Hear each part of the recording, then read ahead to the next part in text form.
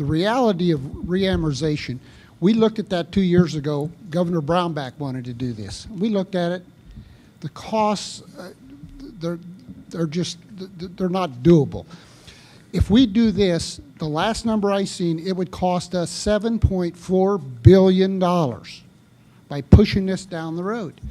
And, you know, I mentioned earlier, we have a Kpers bill in the Senate that we're going to vote on Monday. In 2016, the finances were tight, and we skipped a Kpers payment, the last one. And the legislature made a promise, we'll pay this back in 18 with interest. That was the promise made. We got to the end of 18 last year, and it was still not very clear, and rightfully so, without knowing where the revenues were, we didn't make the payment.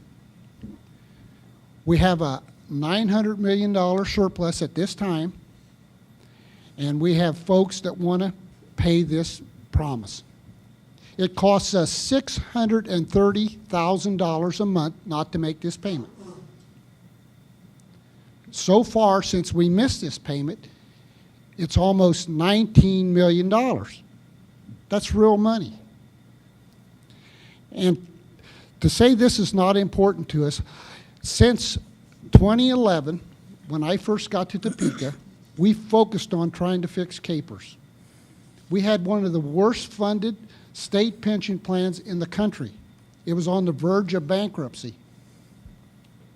We have put $5.1 billion into this since 2011. $5.1 billion.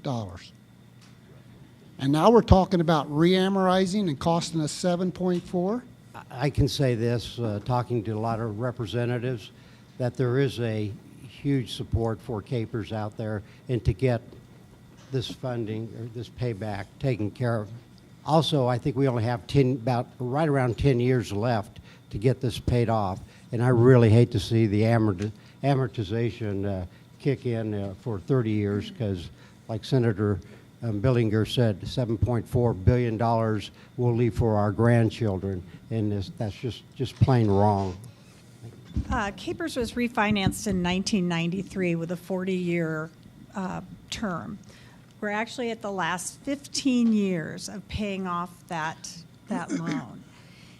Just like with your home mortgage, as you get closer to paying off to the payoff date, you pay more and more principal. And for years, all we did was pay interest. And now we're just getting to the point where we're starting to pay off all the principal. And like my colleagues have said, it's important that we finish this. This is a nonpartisan issue.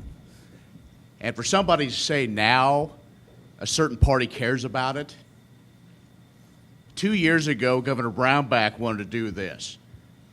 A Republican governor and a Republican legislator shut it down. It's being fiscally responsible. It's not political.